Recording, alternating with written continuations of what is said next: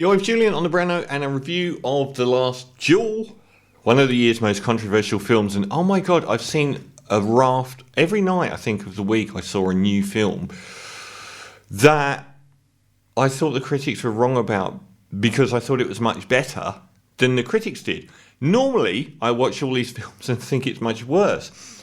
Ridley Scott is a director I think I love his appreciation of cinema, but I think that he has really struggled on a writing and screenplay level with a lot of acclaimed films that I thought were a bit... I mean, I love Blade Runner, but I wouldn't say that the screenplay was particularly well done. I think it has become a de facto classic. In recent times, since basically Gladiator, there have been very many ups and downs, but much more downs than ups. I mean, 1492, remember that? Remember White Squall? Remember G.I. Jane? That was awful. Black Hawk Down was the kind of film where he gets it right-ish, but it still failed on a writing level. It was just his production design and everything have always been fantastic. But I think in the sort of last 15 years, he's become a real sort of... he's going for the art house jugular a lot more, and he's produced some really interesting films. The Counselor, I think, is a lost potential classic. I think that film, completely unintelligible as it is, it's got such good writing and such good performances that I think that there is an edit waiting somewhere for someone to come along and re-edit that film. And All the Money in the World, I actually really like that film. I thought that was a really interesting story. He seems to be pushing the money out there, and House of Gucci has become, this cause celeb of ultimate cheese that has again it's sort of polarized people. But The Last Duel, nothing more than that. And God, was I surprised by this film. I was expecting what was his film that he did right at the start of the century? Kingdom of Heaven. Kingdom of Heaven is a film that people will tell you the director's cut is a lot better. Do not believe this. It's terrible. A historical epic. He's very, very famous for Gladiator. Followed it up with that, and it was a dire film, and everyone said, "Oh, but you watched the director's cut." No, it's really... I watched the director's cut only, and I was genuinely shocked, thinking how bad must the original have been. But his film this year, the historical drama The Last Duel, based on the book The Last Duel, a true story of trial by combat in medieval France by Eric Jagger. Bombed at the box office, $100 million budget, did about $30 million at the box office. I went in expecting Kingdom of Heaven, and I got the most complex and challenging Ridley Scott film I've ever seen. I didn't know anything about it. I just thought it would be this torpid, turgid, sword and sorcery, King Arthur style movie. But what I got was something really, really interesting. And the fact that it's been talked about as this, Me Too movement film does not do it justice. It's much more than that. So basically, it is a verbatim true story. I've read up on the actual story of the... Let's have a look at the names. Sir Jean de Carouge and his rival and one-time friend Jacques Legris. So Sir John de Carouge, played by Matt Damon. We're back in the 1300s in France, when France was warring with England. And I think it was King Henry IV was in power in France, who was a bit mad. Mad enough at one point that he reacted to a violent noise in his carriage by chasing one of his closest friends, and doing so in such a violent manner, he murdered several of his aides and was found hours later in the wilderness running around screaming. So he was, he was a touchy fellow.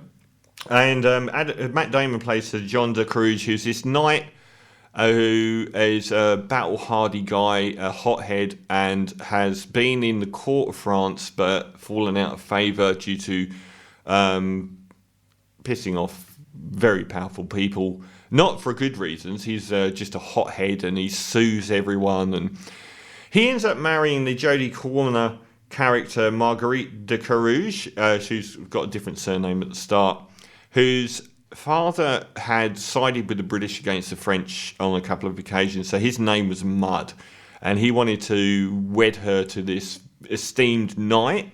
At the same time, this esteemed knight had fallen out of favour with the court, led by Count Pierre d'Alençon, played by Ben Affleck, and his friend at the time, Adam Driver's Jacques Legris, started getting more and more favours from the court of France, and that really sort of set off jealousy.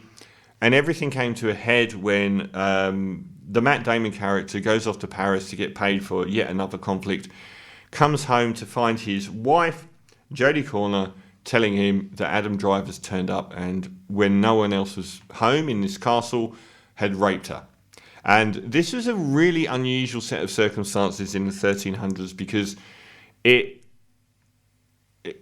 rape was made illegal in marriage in the 1970s. You can imagine how frequent it occurred in the 1300s without anybody getting punished for it. So a nobleman like the Adam Driver character being accused by a woman of raping her was, almost unheard of. It was an incredible thing. So the thing that really shocked me, because I didn't read up on this movie before I saw it, was the fact that it is done Rashomon style. So you get 3 acts. You get the Matt Damon act first, and you get his view of events, his marriage to the Jodie Comer character, and how their marriage goes, and how the relationship with Adam Driver goes, with Adam Driver undermining him at every step, and then raping his wife. Then you get the Adam Driver side of the story, which shows the Matt Damon character to be a dangerous hothead who has done things that have caused him to fall out of favour. Not that, it was down to favouritism, but he was a dangerous guy to have around because he just screws things up because he's such a hothead. And that the Jodie Comer character was coming on to Adam Driver and wanted what happened.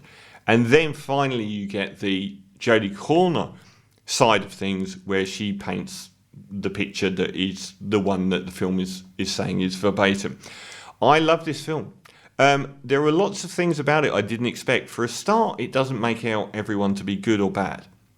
It shows lots of different facets to the people involved. The Adam Driver character is shown to be, a hugely intelligent, capable and likable, charming individual. And it doesn't make Matt Damon's character out to be a good man. But one thing I really liked about it is the idea of consent.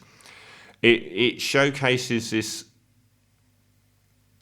tenuous line between consent in marriage and outside of marriage, where the honourable Matt Damon character is really pushing the boundaries on what could be considered similar behaviour to Adam Driver, and the whole notion of the possession of women being the deciding factor.